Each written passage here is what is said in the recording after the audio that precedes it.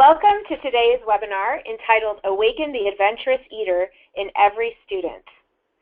Today you will hear from school nutrition professionals who will share innovative techniques they have used to entice students towards fruits and vegetables.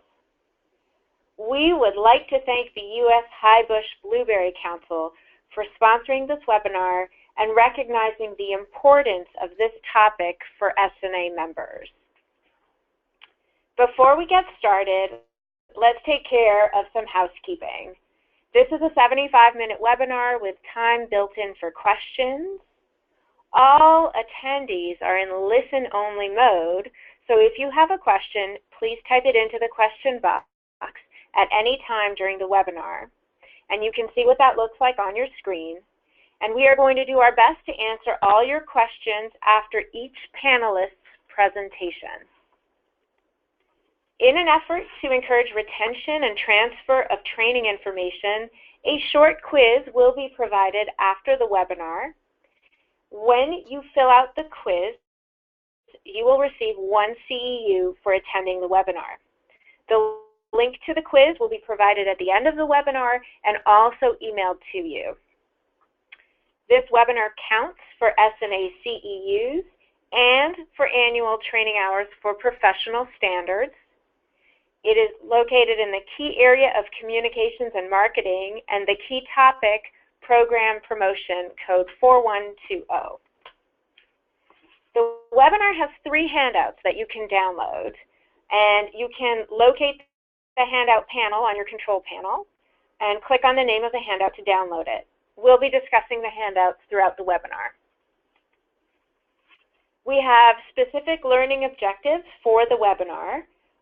The first is to describe strategies used by school districts to increase lunch participation and educate students about healthy food choices, in particular fruits and vegetables. Summarize the U.S. Highbush Blueberry Council's recipes and resources that are available for school food service professionals to assist in their efforts to entice students and educate them about eating healthier with blueberries. And relate the factors driving Gen Z students and flavor choices, and how to best position messaging for effective impact. This is Jen Louie from the School Nutrition Association, and I will be moderating the webinar along with Julie Stass, representing the U.S. Highbush Blueberry Council. Julie will introduce you to our wonderful panel of presenters today. Julie? Thank you, Jen. Hi, everyone. Thank you for joining us today. We are eager to kick off an exciting webinar sharing firsthand testimonials of healthy eating initiatives in hopes to awaken the adventurous eater and healthy eater in all of your students. So I'm going to start off by introducing you to our rock star panelists. First, you'll see here on the left is Chef Jason Morse. As part of the Chefs Move to Schools program, Jason has been an integral part in bringing awareness to healthier eating habits through district-wide initiatives during his 4 years as executive chef at Douglas County School District. Today, Jason is the founder and executive chef of 5280 Culinary, which provides services encompassing childhood nutrition, advocacy through education, and nutrition program development. Our second panelist is Deborah Ferguson, who has been in child nutrition for 28 years. Joining us from Hillsborough County, Deborah is a chef and school nutrition manager at Plant High School. Today, you'll hear more about Deborah's work in school gardens, which won her the Florida Nutrition Award. And last, but certainly not least, is Kirsten Roloson, the Assistant Director of Nutrition Services at Riverside Unified School District. Kirsten's work in school nutrition is taking school food service to a new level with her internationally recognized farmers market salad, which she will share more later in our webinar. As Jen mentioned previously, I am joining you on behalf of the U.S. Highbush Blueberry Council. We are excited to have this time with members of SNA to show the Council's commitment and support to school nutrition. We know that a lifetime of health starts at a young age. So it is important to show kids that foods can be delicious and nutritious. Our goal is to help students, parents, and families see that making healthy choices doesn't have to mean making sacrifices. delicious food and a healthy lifestyle can go hand in hand. So how do we let this be known? Let's start by looking at what we already know about your students. It's important to understand your audience, their expectations, needs, wants, and interests, so you can and your staff can fulfill them. Your students are also known as Generation Z. This up-and-coming generation is a product of our fast-paced world. In fact, they've never even known a life without technology or the internet. So here's a look at their expectation when it comes to their food preferences. 23% actively seek out new flavors to try on a regular basis. 24% say uniqueness is important to creating good value. We also know these young diners are seeking authenticity, variety, and quality in their food.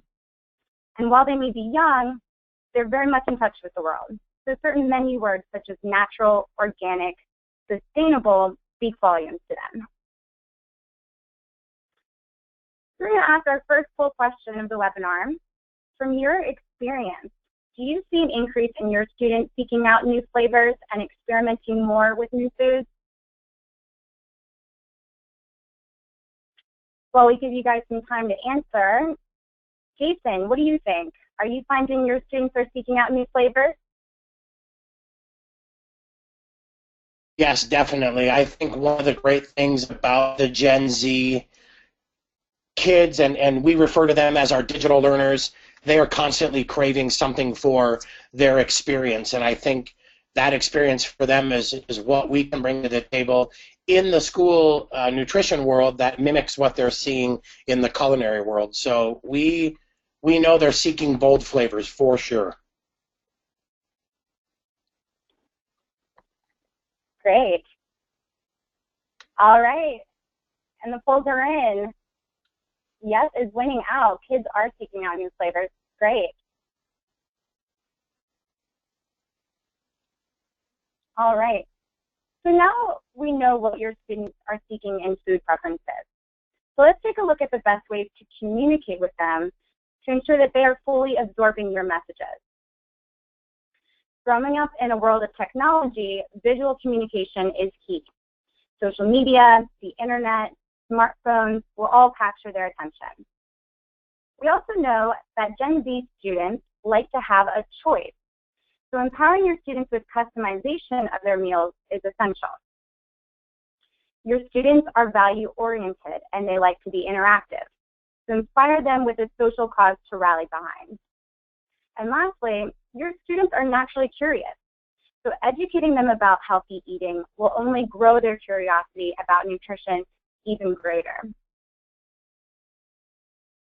So for our second poll question today, we want to know, from your experience, what is the best mode of communication to inform and excite your students about a new cafeteria initiative? Morning announcements, posters or visuals around the school, a parent newsletter going straight to the families at home, or social media, such as your district's website or Facebook page. While we give you guys some time to answer, Deborah, what do you think is the best form of communication you've found in your school? Our students get excited about the morning announcements because it's on a television, and a lot of times they'll do skits for us and some fun things. So. Great. Yeah. Kirsten, what do you think? Well, I definitely think communicating with your students is important. Something we do to get them excited, we encourage them to put a rainbow in their tummy. So if they go through the salad bar and take an arrangement or an array of colors, they get a little sticker that says, I have a rainbow in my tummy, and that really encourages them to do that. Plus, we also do morning announcements and let them know what colors are available and what fruits and vegetables are on the salad bar each day. Great. Well, we kind of have mixed messages. It looks like the posters and visuals around the school definitely won out there. And then next, morning announcements. Very interesting. Thanks for weighing in, guys. All right. So now I will pass the torch to our first panelist, Jason Moore, who will share a little bit more about his Fresh Fruit and Vegetable Challenge. As a reminder, if you have any questions, please submit them in your chat window to the right. We will add in a little extra time at the end of Jason's section to answer a few of them. All right. Thank you, Julie, very much for the intro. Welcome. Thank you guys very much. Honored to be a part of your webinar today. You know, the Fresh Fruit and Vegetable Challenge for us was, I think, a natural a part of our growth in our salad bars, or what we call our Harvest Bar program. And this is something I've done with a couple different districts, and we've, you know, changed it from a salad bar to a harvest bar, and even calling it kind of our rock star salad bar, rock star harvest bar. Again, making it fun, making it a challenge, and challenging our students to accept a little more fruit and vegetable in their life. And the big thing to remember about our Gen Z kids, they love to have a choice. They have a choice every day in social media sites and digital things. We want to inspire them to eat healthy, and we want to give them more options. And I think inspiring them is the key word, because at the end of the day, part of having a choice is them feeling like they made the decision to eat the way they want.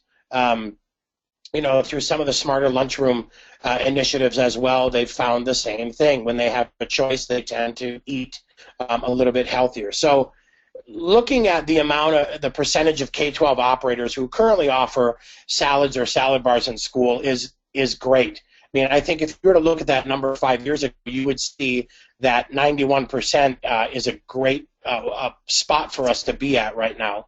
And then continuing to see that 37% of those operators are going to see more growth potential.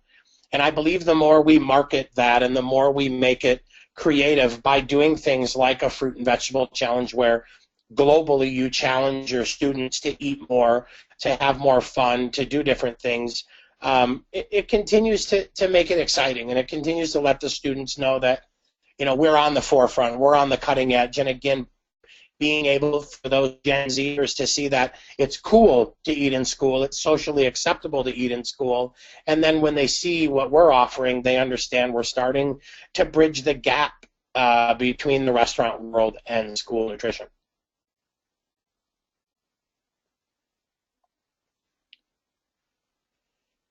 Couple of the challenges we faced, obviously, when you're running a new initiative, there's a lot of things to look at, and it's not as simple as just getting out there and starting it and you know, throw enough stuff at the wall and see what sticks.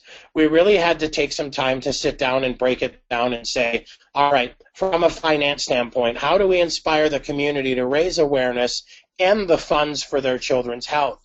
You know, we looked at Let's Move Salad Bars to School. We looked at the Whole Kid Foundation through Whole Foods, and we looked at different ways for us to get growth in our salad program and our Harvest Bar program, to say, how do we go from 3 sites to 80 sites to 85 sites? Some of the schools we'll talk about came up with some pretty creative ways to finance their Harvest Bar being, you know, first and foremost. We gave them an opportunity with how much it cost, and they did things like skip Starbucks, buy a salad bar, and there were a lot of schools that were able to raise money to buy their Harvest Bars so that they could have them first, so that we went from a pilot to a soft launch to a hard launch. Salad bar etiquette, you know, that's a huge subject to tackle too. We're serving kindergartners all the way to high school students, and everybody has a different idea of how to use spoons, how to use tongs, as well as portion control.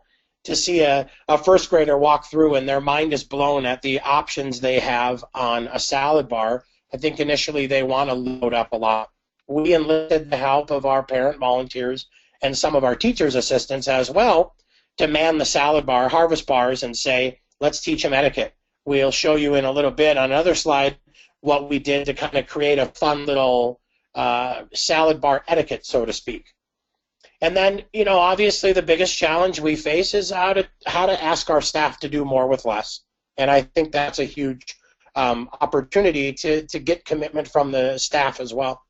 What we did is we really looked at increasing their efficiency by using some pre-chopped ingredients. For instance, broccoli, cauliflower, carrot sticks, celery sticks. We asked them for some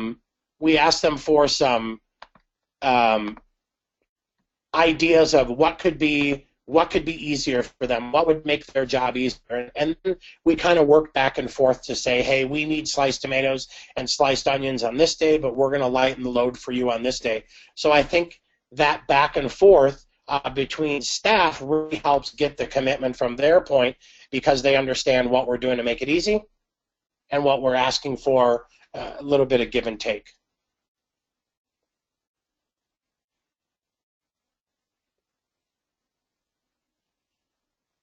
So here, part of our harvest bar is coming up with our schematic, or our layout, so to speak, and really giving them an option and sending this out and working with our staff and working with our team to say, hey, this is what we anticipate.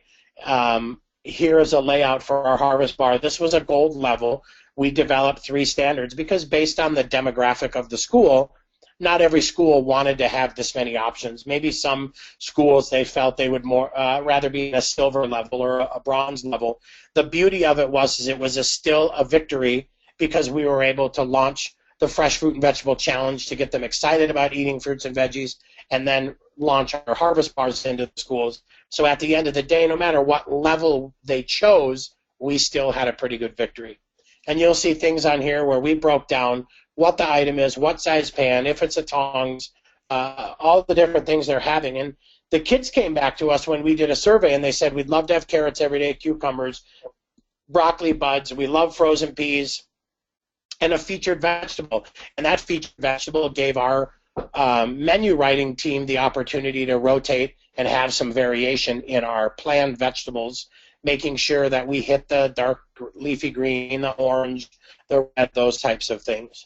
And then a featured grain. We initially said, hey, let's put a grain out there, because we thought we wanted to offer that as a reimbursable option, which we came up with a pretty crafty idea that we'll show you here on an upcoming slide. And then we talked a lot about menuing our fresh featured fruit and our diced fruit. Then on the bottom of that, you'll see some ideas we had for grains, for cottage cheese, for deli salads, and kind of some running duties. But this was kind of the framework we laid out in the beginning to make sure that our team was on board, and our students were on board, and our staff was on board.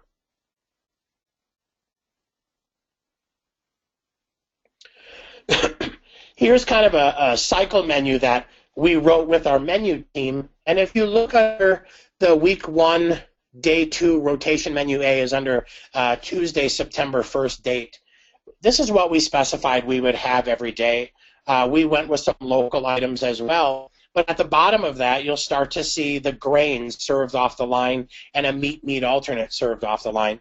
And what worked out for us really nicely was to be able to add our harvest bar now as a menu option every day, taking care of vegetarian diners, taking care of gluten-free, taking care of any other dietary restrictions where maybe a student came in on pizza day and they didn't feel like they wanted pizza.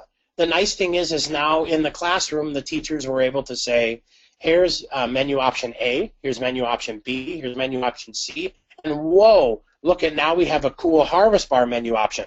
The great thing about it is we serve the grain and the meat alternate off the line. So we had a count every day from all of our classrooms, and we knew how many students chose harvest bar as their menu item for the day. So we were able to prepare accordingly and minimize waste. Then we served those items off the line and allowed the student to then go through the harvest bar to complete their meal. So really, they handcrafted their lunch from start to finish, which is a huge victory not only for students. We also realized that this was a great victory for our staff. So when you look at site administration as part of your sales and marketing team, we know that when they're in the classroom talking happily and excitedly about the food we serve, that translates into the students wanting to participate. And we know on the other end, if they're not saying positive things about it, that translates into less participation. So between the Fruit and Veggie Challenge and between the Harvest Bar cycle menus, we really created a lot more variety that afforded us a heck of a lot more in participation.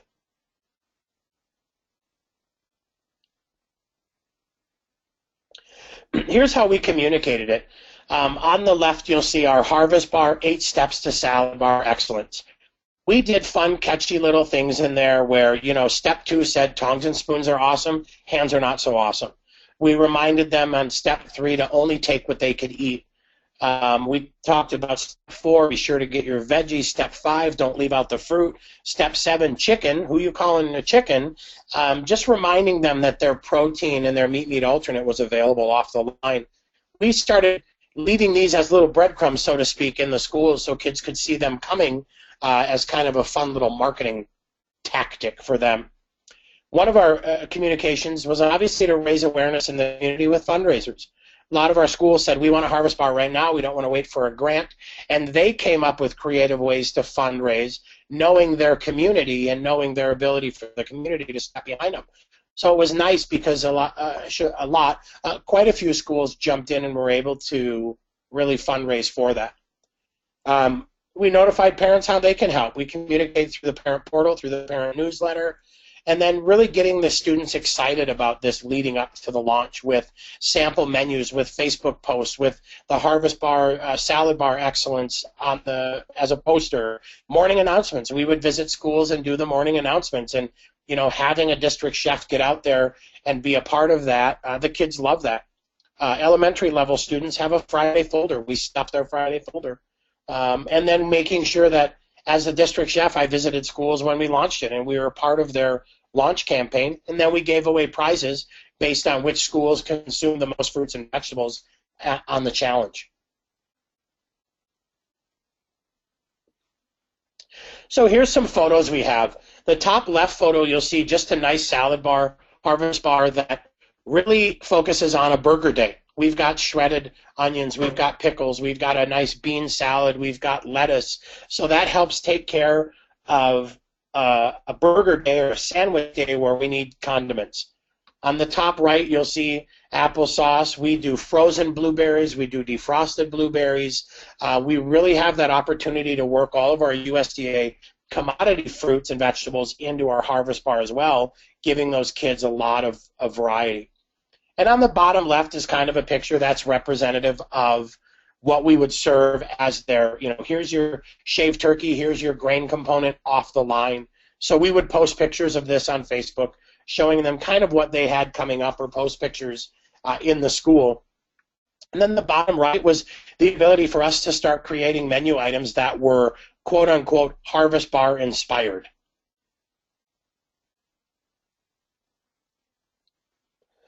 The results and successes, we were able to increase salad bars from 3 to 85 in a year, a little bit over a year, but it really was a community effort. It was a grant effort. There was a lot of desire and marketing put into it, desire from our students. We followed up with a lot of marketing. But to see that growth, for me as a chef, was absolutely mind-boggling, just to know what we had pulled off, to go from, you know, only 3 units to all of a sudden having 85 in elementary, middle, and high school. Giving a high school student an option to have a Harvest Bar is a huge victory for them, and I think naturally just helps the team serve them better according to their needs. Wow, thank you so much, Jason.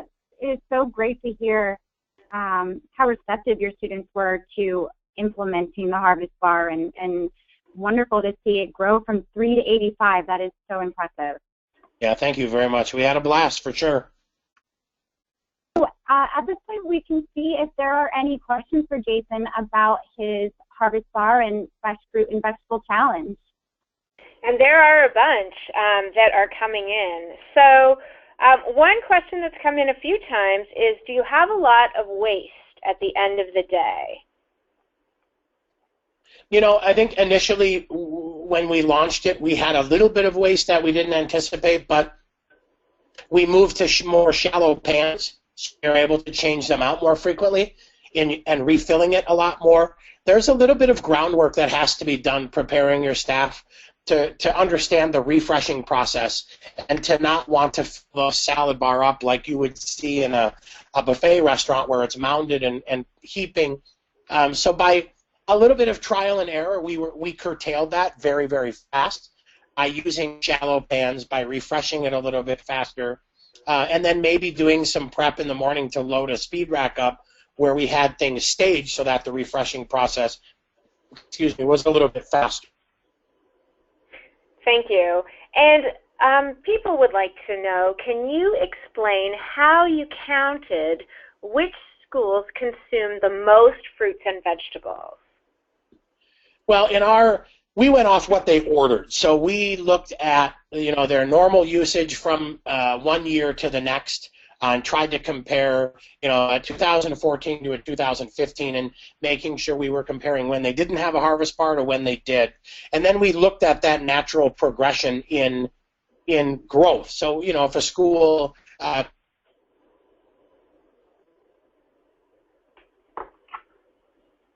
Jason?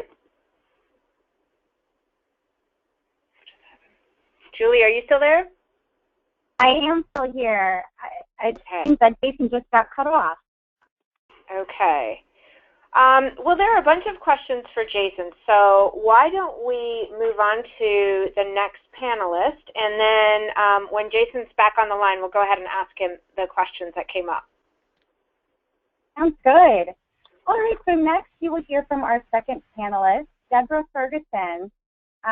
Just the same with Jason's part, I encourage all listeners to submit your questions in the chat window, and we'll also carve out a little bit of time at the end of Deborah's presentation to go over and answer a few of the questions as well. All right, Deborah? Thank you, Julie. Hello, everyone, and thank you for joining us today. Today I've been invited to talk about two exciting programs that we started this year. The first is our yogurt and smoothie bar, and the other is our school garden. We wanted to implement an initiative to help meet the needs of teens not getting enough dairy in their diets and to encourage fruit consumption. So at Plant, we give our students options to create and flavor their foods, lots of options. The yogurt and smoothie bar was kind of born from that idea. We want our students to customize the bar, customize as much of their food as possible, because that's what they love. Here at, we have some of the ways we help our students to customize their food. We have a flavor bar, we have a sandwich and salad bar, and we have a school garden where the students grow produce and herbs to help flavor the food we serve. We have definitely learned the more we let them be creative, the more satisfied the student is with their purchase. So we've developed a motto at our school, and it's your food, create and flavor it. Our implementation process with the yogurt and smoothie bar was pretty simple.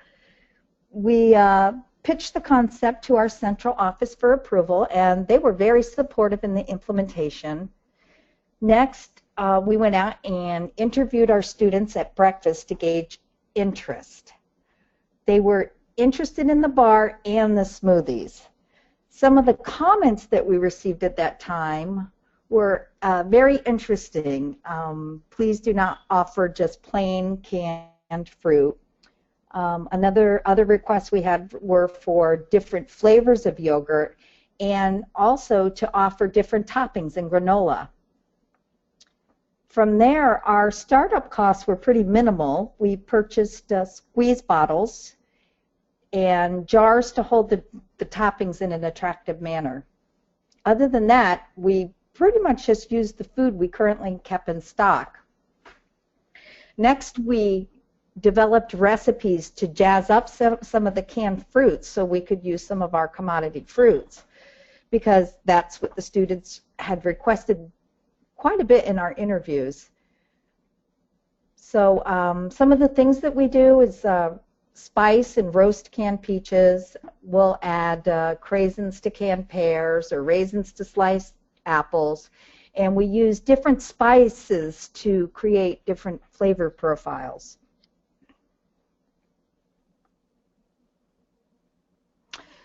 Some of our challenges we faced, number one was the concern for labor.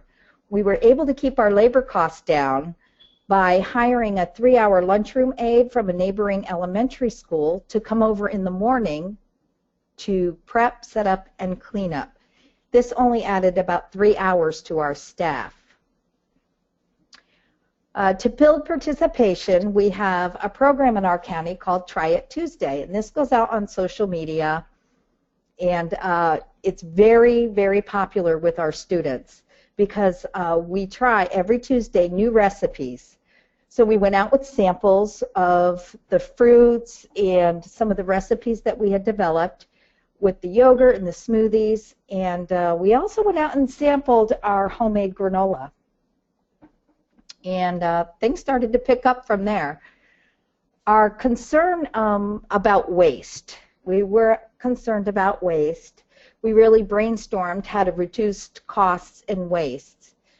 Due to the problems with shelf life on yogurt, we purchased a frozen single-size yogurt in 3 different flavors. We find that if we have a few unsold parfaits setups, that we can make them into a pre-made grab-and-go parfait for a reimbursable lunch. And the fruit can be cupped up and offered for a reimbursable meal also. So some of the ways we communicated to our parents, our pre-lunch was pretty simple. We did morning announcements, and the students did skits and had fun with that, flyers, posters, and we posted a menu with an announcement of our grand opening on all of our lines. During our launch, we continued the announcements and we went through and showed the students how the bar was set up and kind of did a little video take on how they could move through and make their own parfait. And I'd update our menu daily and post it. And we continued to sample the products.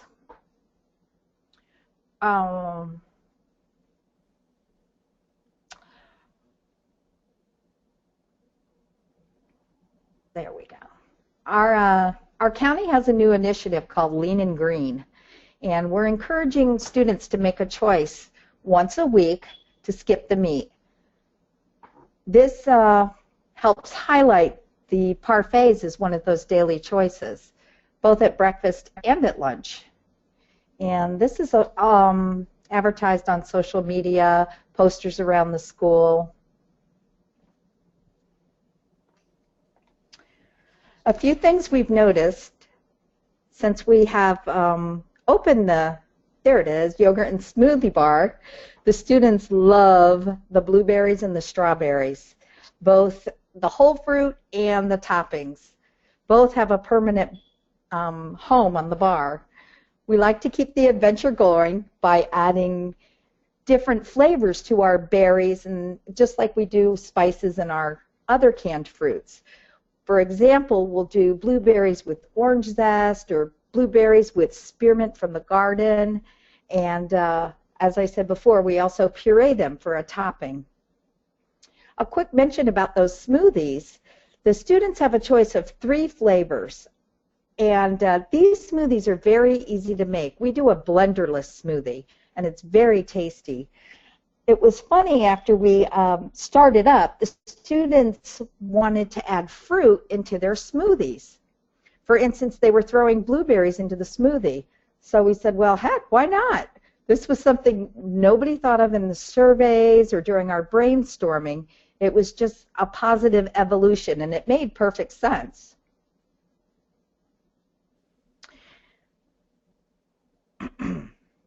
So I can see student feedback has been very positive. They really love making their own food. And I can see this in the future heading off, maybe adding oatmeal to the bar and doing an oatmeal bar as well.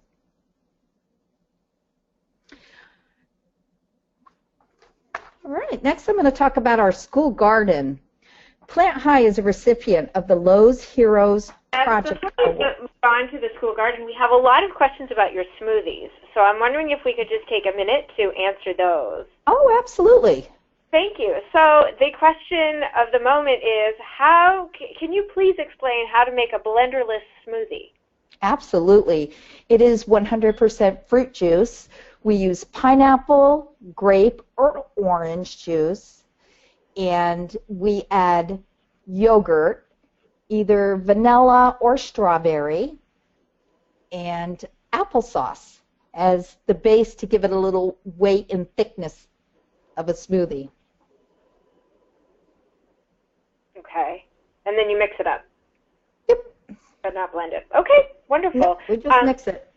Just mix it. Yep. Okay, so next one, this one is a question that a lot of people have had. How do you count it as a reimbursable meal? How do you make sure that you get the required amount of greens and reds per the regulations? The yogurt and smoothie bar is for breakfast. So the greens and reds and all are for the lunch. Okay.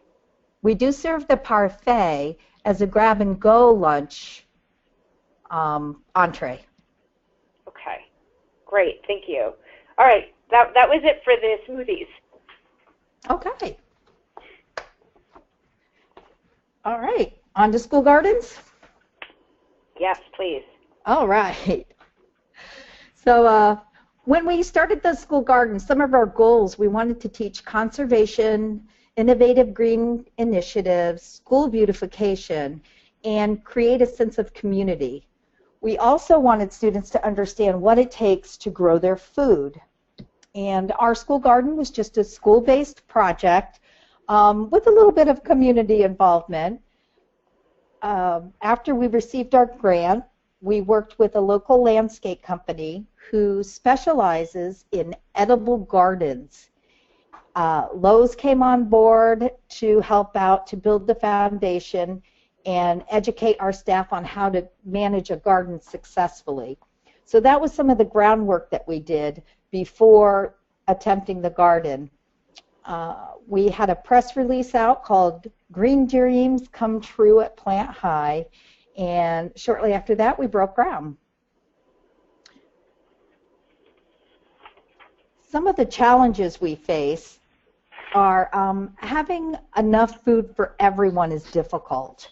In order to stretch the food, that we incorporate it with other foods. For example, if we harvest collards, we will make a Spanish chickpea stew with it. And so everybody gets a taste. The herbs are really a lot of fun, and we can easily add them into our menu pretty much any time. Labor is always a concern when you're starting a school garden. Our garden is managed by the special needs students on campus, and it is also supported by several service clubs. Our science department also incorporates the garden into their curriculum as a way to bring real-world experiences into the classroom. Some of the ways we communicate through social media. When we're offering garden harvest, we'll post pictures of our food that's out. Here is a beautiful display at the Florida State Fair that's going on right now about our school garden to raise awareness about school gardens. We also hit the morning and afternoon announcements and announce a day or two before when we plan on harvesting and serving the food.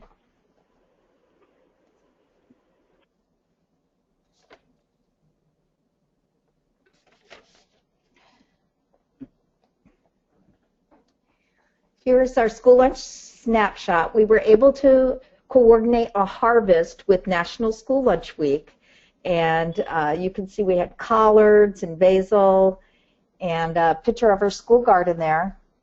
We found that our lunch participation soars when we offer the garden harvest menu. Our fresh green bean sales went up about 25% just in the first harvest, and the chickpea stew more than doubled sales we find that students are more experimental in their food choices when the garden harvest comes in. They're more willing to try an item. Our garden has been really a positive community growing experience for us. There's a strong sense of pride in having it on our campus. And it's just a wonderful opportunity to be collaborative and bring in the community and bring all the students together. There's really quite a buzz about the school when we're getting ready to harvest and serve some of these foods. So some of our goals for upcoming, we'd like to put 2 more gardens in on campus, and our hope is to attract the state to encourage gardens, school gardens on every school campus.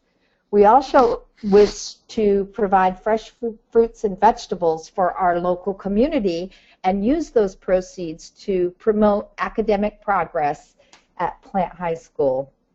And this picture shows a little cutie that was that they come and visit the garden from a neighborhood elementary school. So lastly, I guess I'd say we have just received an award we're very proud of for Keep Tampa Bay Beautiful. So we're really proud of that. Thank you. Great. Thank you so much, Deborah. We absolutely love the School Garden Initiative. It's really something else to see how your students have embraced the garden and really learn to appreciate the time and effort it takes to grow natural, nutritious produce.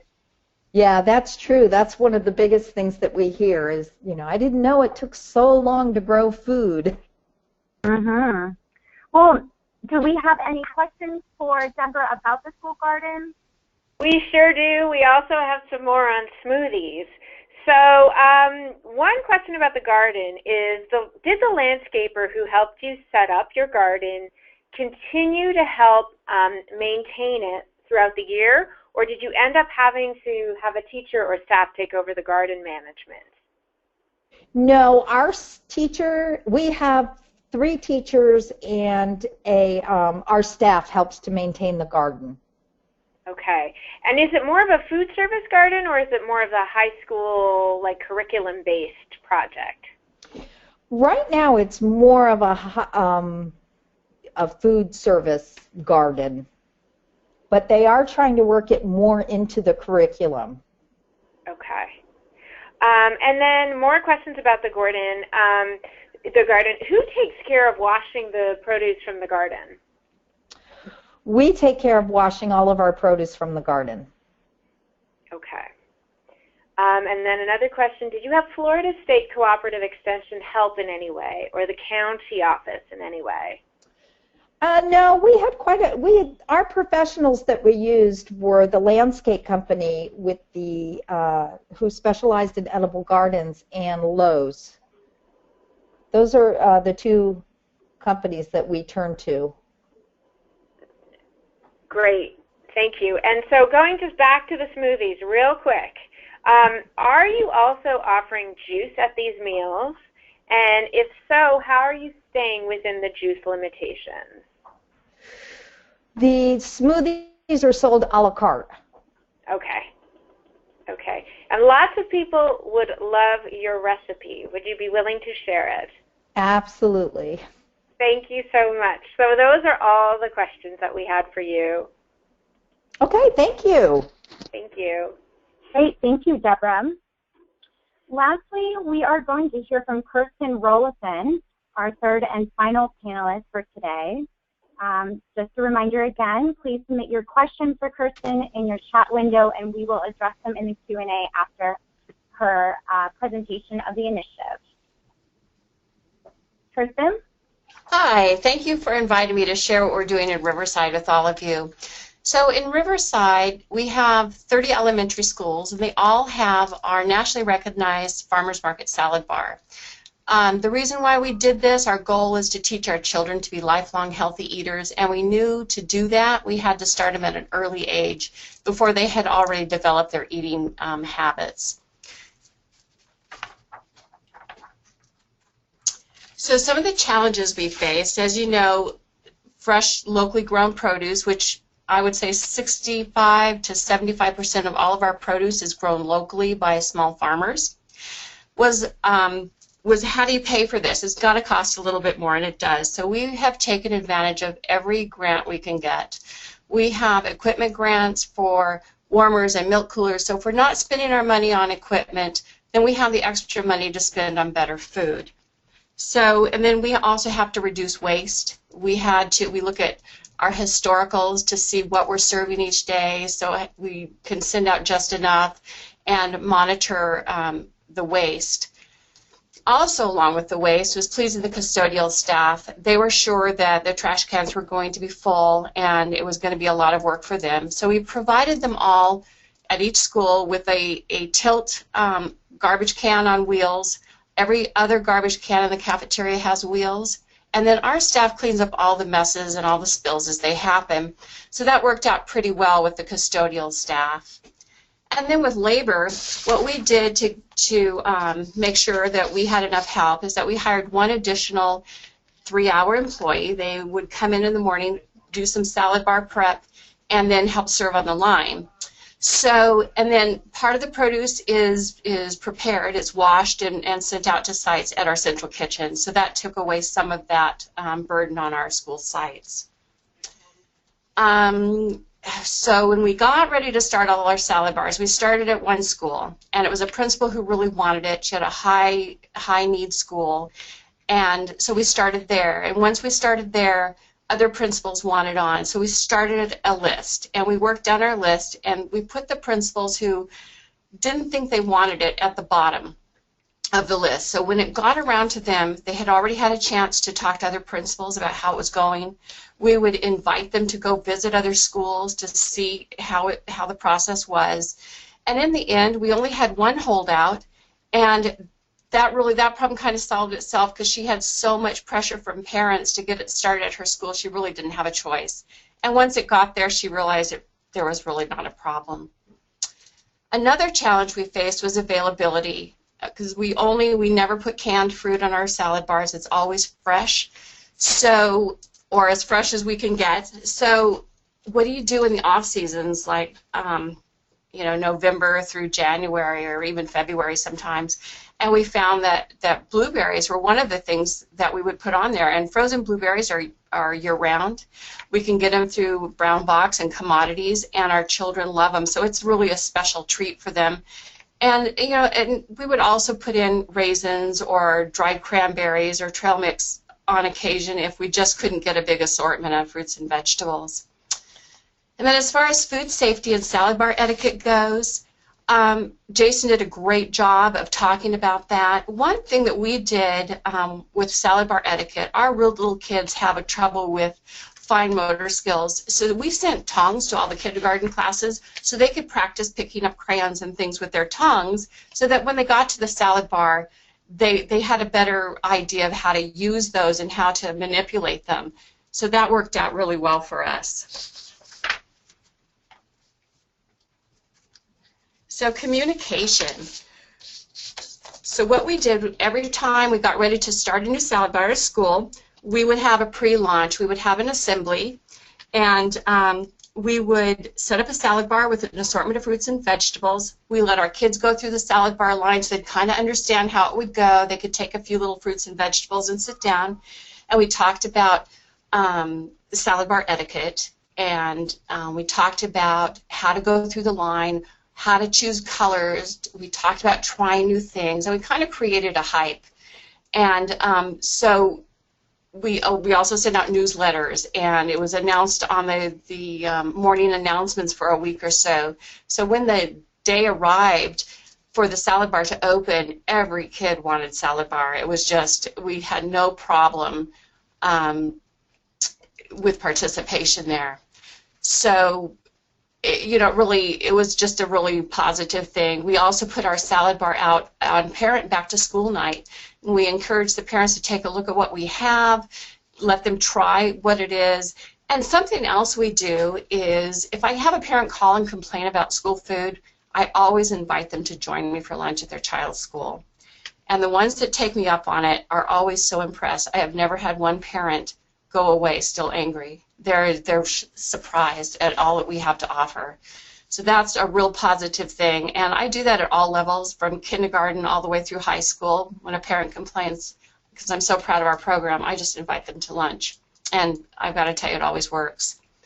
Again, morning announcements.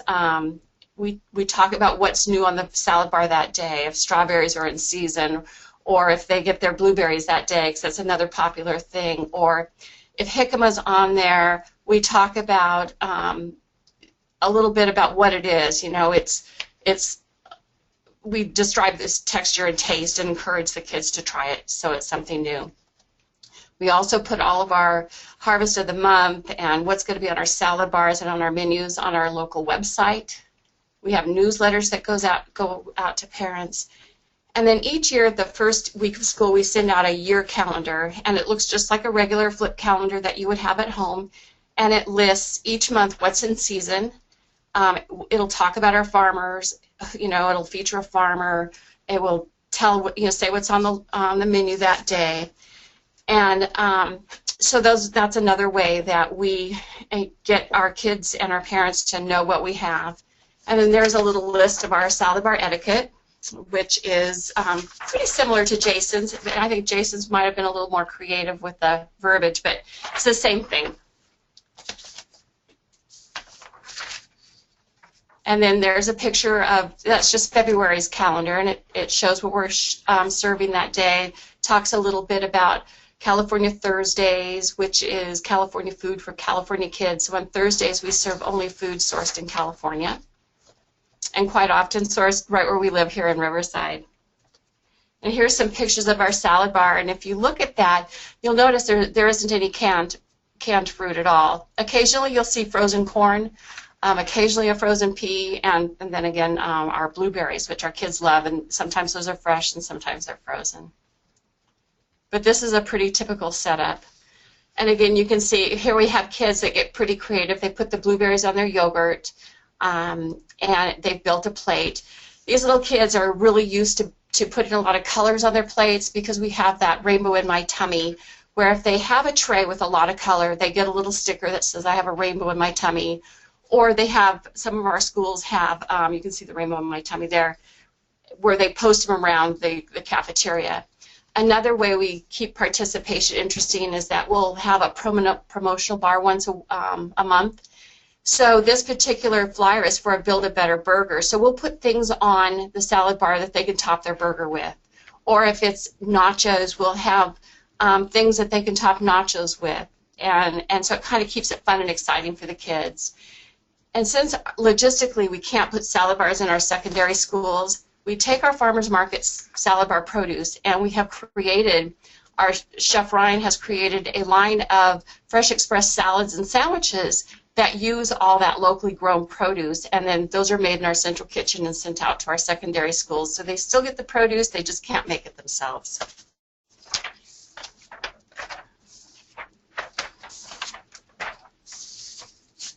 So some of our successes is that our kids are inclined to try something new. We encourage them we engage and encourage them to try new things. We've found that when students can choose what they want to eat, they're more likely to eat it, and there isn't as much waste. So if a child goes through the line and says, I just hate broccoli, I'll say, great, why don't you try cucumbers or try some jicama today? And that way they feel like they've had a choice, and they sit down and they eat their food. Our salad bar participation has risen and has stayed very high. Something we did, though, because we noticed when we started our salad bars, we had they had to choose salad bar, which was a complete meal, or the hot line. And on pizza day, salad bar would plummet because all the kids wanted pizza. And it was a hard decision for a lot of them, so we decided to take away the decision and the hard decision. And so all of our kids go through the salad bar first, and the only thing they get from the hot line is the entree. So every child goes through salad bar every single day, and it's just been a great thing. We expected the newness of new salad bars, because when we would open them up, we'd have 85% participation, and we were really hoping it would level off a little bit. Well, it didn't. So it took months. We expected a week or two, but it took several months before it would kind of stabilize so we can get a better grip on how much produce we needed for each school. And we found that in our schools with that had options that weren't high free and reduced, they were high paid schools, that it really did increase participation for the kids that had choices, and it has remained a 20% increase since 2005.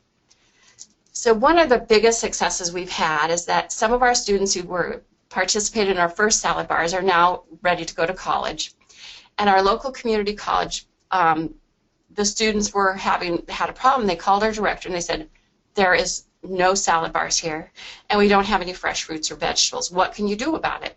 So we arranged a roundtable with the students, the food service staff at our local college, and us, and we sat down and we talked about what the kids wanted and how we could help them bring fresh fruits and vegetables to our grown-up students now. So I think we're successful, and I think kids are eating a little bit healthier as a result. So the next thing we've done, and this is really new to us, we have a kids produce market. And so we've been really lucky to be a recipient of a grant received by our local food bank, Feeding America. They received a grant to provide a produce salad bar or produce market to one elementary school at one of our highest free and reduced school sites. It was such a success that they got funding and added several more. Now we have one a month at 5 elementary schools, and we are about to start up at our 6th elementary school.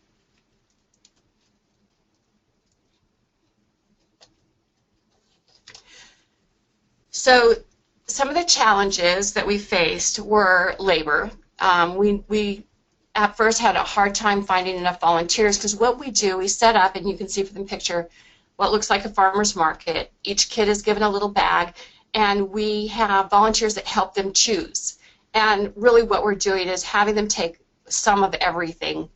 So after it kind of caught on, we didn't have any problems with volunteers. We have volunteers from different organizations around the community. We have parents that want to volunteer. My staff wants to volunteer because they usually happen by the time they're done for the day. So really what started out being a problem wasn't at all with labor. And then availability, seasonality of fruits and vegetables can affect what we have to distribute. So sometimes we'll have fewer choices. There's always fruits and vegetables. But what they'll do is they'll send eggs and they'll send other things to kind of give them more choices. So we communicated all this through daily announcements. The local food bank put out information. We had to be a little bit careful though, because we didn't want the community coming onto our campuses for this. It was just for students, and we were trying to get kids to learn how to shop and to pick healthy things. So word of mouth spread quickly, and it's really quite popular.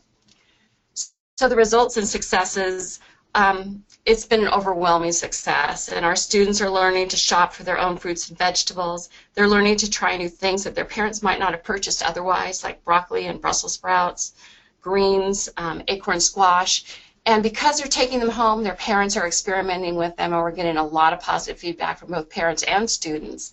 And so when we go back to the school, we'll say, well, did you try, what did you make with your food you got last time? And they'll tell us, and it's pretty exciting.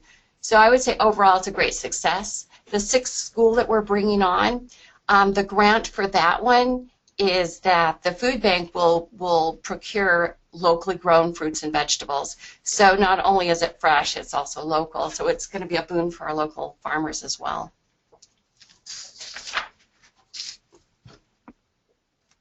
Wow, thank you so much, Kirsten. You and your staff are implementing such amazing healthy initiatives in your schools. It's really inspiring to see the success already, the tremendous success, and really how excited the students are to be a part of the initiative. Yes. Let's see if there are any questions now. Jen, do we have any questions? Yes. So a couple of people have asked why it can't be done in middle or secondary schools. So most of our middle schools and high schools do not have an inside area large enough for a salad bar. We're in California. Our kids mostly eat outside. We'll have a small scramble area, but it just would be too congested. That's interesting. So for those not in California who have kind of more, right, less of the outside time, that's probably more feasible. Yes. Yeah, okay. This is Jason. We serve harvest bars in our middle schools because we have a good amount of indoor space. Great. And Jason, it's good to have you back. We have a bunch of questions for you too. So back to just on the salad bars, and do you find that different dressing flavors help increase interest in the salad bars? Is that question for me? Yeah. Okay. Yeah. You know, I think at the end of the day, if we're doing a specialty salad, they like to have a dressing that pairs, whether it's an Asian dressing or a balsamic. You know, ranch is the ketchup for salad, so to speak, and our kids definitely want that go-to. We were able to implement a balsamic vinaigrette dressing because we knew a lot of kids were probably, you know, parents were having a vinaigrette dressing at home. So that was what we added, and I think if it's a specialty salad we're doing, we can have a different flavor. But I think at the end of the day, they really like to settle back into their ranch and their balsamic. So you don't offer like 10 different dressings at once. You would just, it depends on what you're serving. Yeah, so we always offer a ranch and balsamic. But another person, a school I'm working with, they chose to offer 6 dressings. So I think it's a financial question, and you could easily offer it. It's just how do you best protect all of them against contamination and cross-contamination, and you know what's the cost you want. But I think anytime we added an Asian salad to it, we kept in our back pocket our sesame dressing to add to that. Okay, thank you. And Kirsten, were you going to add something? Yes, we find, like Jason, ranch is the fallback. We always offer Italian as well, but we recently had a bumper crop of lemons, and we put lemon wedges on our salad bar, and we found that our kids loved squeezing that on their salads instead of dressing. Great idea. And this is a question, so Kirsten, maybe you can answer this first. This is a very hot question among people who want to start salad bars. Do you have permission from your local Board of Health to start one? Absolutely. So our local Board of Health comes out. They check our salad bars out twice a year. We have never had an issue at all. Our salad bars have the ice pillows and ice packs. We swap out constantly as we're refilling. So we haven't had a problem with temperature. Our sneeze guards are okay. We've just been really lucky and very fortunate that our health department is working with us. Okay. And Jason, that goes for you too? Yeah, our health department's been very supportive to us because we practice all the same things that Kirsten does as well. And we have the ice sheets in there, and we have the refrigerated ice kind of blocks that we put in there. And they're just supportive because they see we put a lot of care into serving it safe, so they're happy to see that. Okay. And Jason, this question came in for you. Is your salad bar done in offer versus serve for K through 8 grade schools only? It's offer versus serve in K through 6. Okay. 7th through 12 is at our secondary schools. So it is offer versus serve, but they go through the salad bar and we have them take at least a half cup of fruit or vegetable or a combination. That's usually not an issue at all. They usually take more than that. And then they move on to the hotline to get their entree, which actually they don't have to do because we also offer a meat alternative on the salad bar as well, and a grain. So they could bypass the hotline and still be totally compliant, but it's their choice. Thank you. Mm-hmm. And Jason, similar for you, or? Yeah, absolutely similar for us. We serve the grain and the meat alternate off the line, and then they take the rest of the components to make it a reimbursable meal when they go through the harvest bar. And then again, the students that choose hot lunch will get a hot lunch, and then we have all the proper sized portioning spoodles in the harvest bar so that they're taking the portions they need. Mm-hmm. to make it a reimbursable as well. Okay. And we're getting a few questions about how you make sure the nutritional requirements are met on the salad bar, like reds and greens. That just comes to us through our menu planning process. One of the slides I had that showed our menu planning grid, we'll have the dark leafy green and the red orange. We'll have all of that listed so that we're showing the days we're serving it to make sure that all of our components are met. So we have a pretty good planning system in place and a spreadsheet to help us track that to make sure we're meeting our requirements, daily, weekly, and average. And then for us, we offer all the colors every day. So it's just never an issue. Okay. Thank you very much. All right, Julie, I'm going to turn it over to you, and then we hope we have a little bit more time for questions at the end. Great. Thank you, Jen. And thank you to each of our panelists for being the leaders in school nutrition and sharing their experiences with us today. We hope their initiatives have inspired you to think about implementing a similar initiative in your district. And if and when you do, we want you to know that the Blueberry Council is here to help in your efforts to raise awareness of healthy eating. We've worked with a number of schools to implement healthy eating initiatives, and from what we found, when parents know there are blueberries on school menus, it adds a health halo for the entire program. We offer a variety of materials that will make it easy to add blueberries to your school food service program. So from colorful pencil games and fun facts for the students to useful materials, nutrition, and recipe tips for school nutrition managers, all of our resources are available to you as free downloadable resources on our website. So on this slide here, you can see our Blueberry flyer that is ready to be printed and pinned up in classrooms, cafeterias, or on family bulletin boards. We also have materials for your staff and school nutrition managers. Here on the next slide is a look at our Blueberry tips handout that shares more on why blueberries are a good fit for school menus and also provides easy, kid-friendly ways to use them. And lastly, here is an activity sheet. It is a 4-page booklet of blueberry trivia and games that will teach your students about healthy eating in a fun way. So if downloading and printing is too much of a hassle for you and your staff, we also want to share that we're happy to send you already printed materials to use in your schools. So you can always feel free to reach out to me directly, and I will make sure that you receive your resources. Additionally, we wanted to share a handful of our school-friendly blueberry recipes that are designed to help you meet your USDA nutrition requirements and also please some of the pickiest eaters you may have in your cafeteria. So on the far left is our savory blueberry pizza.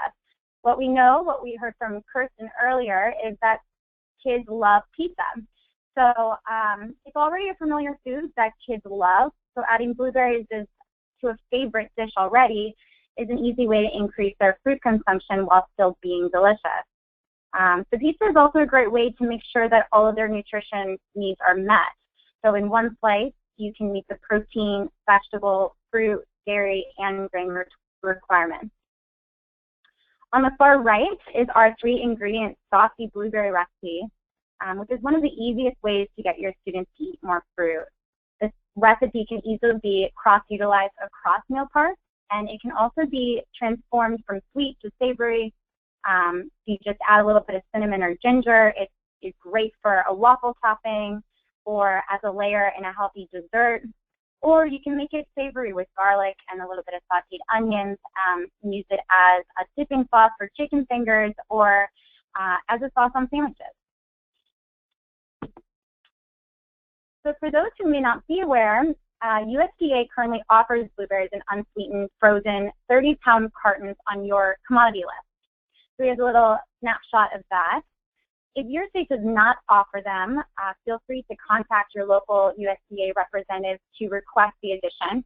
They're usually very responsive to that as well.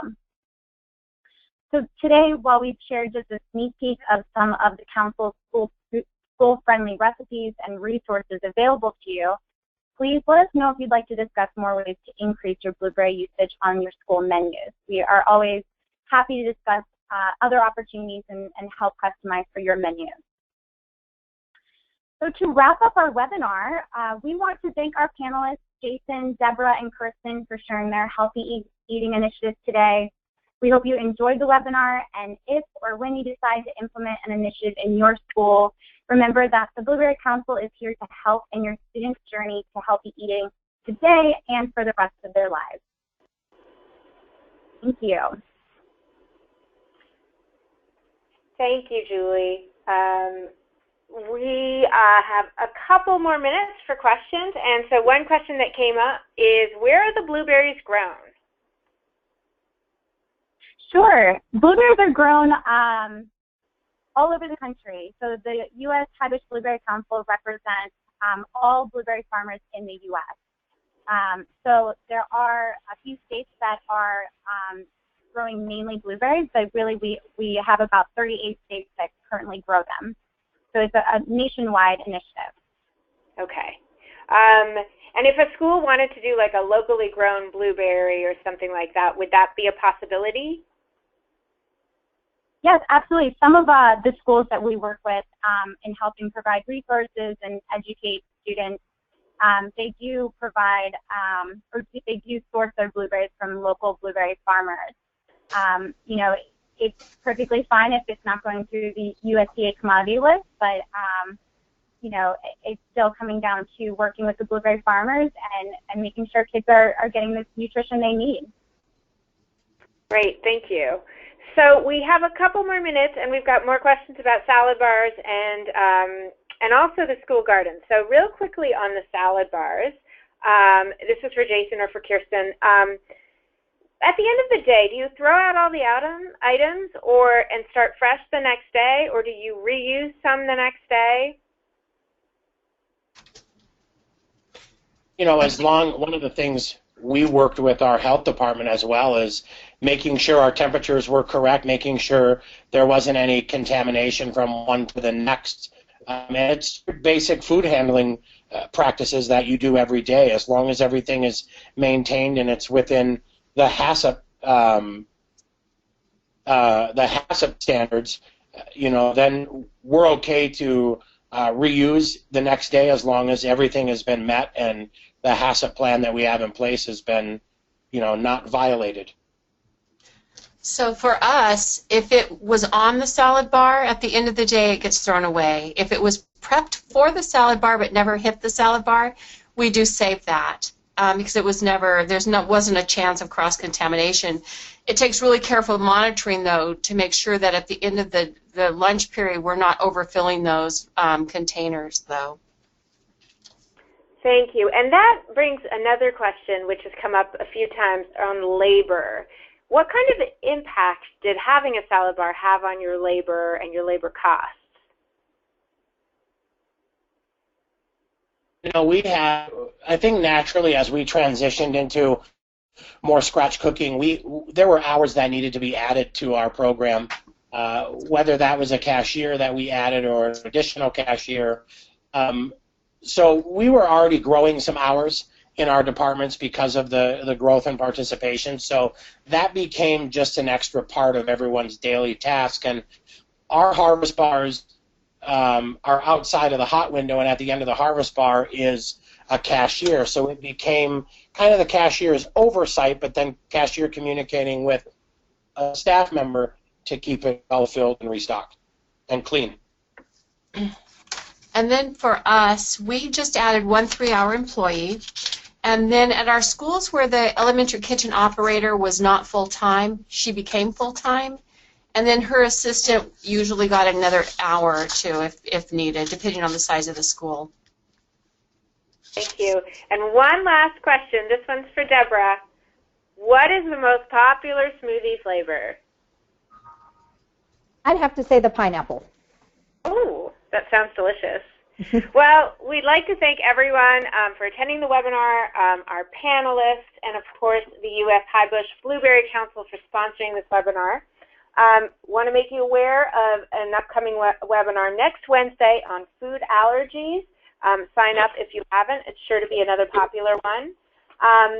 Many people have asked about the recipes. We will follow up with you about the recipes, the blueberry recipes, and the recipes that our panelists are willing to share. And also, you will receive an email with a link to the quiz, or you can just type in the URL on screen. You can take the quiz, and then you will get your CEU certificate for this webinar. Thank you very much for attending, and this concludes today's webinar.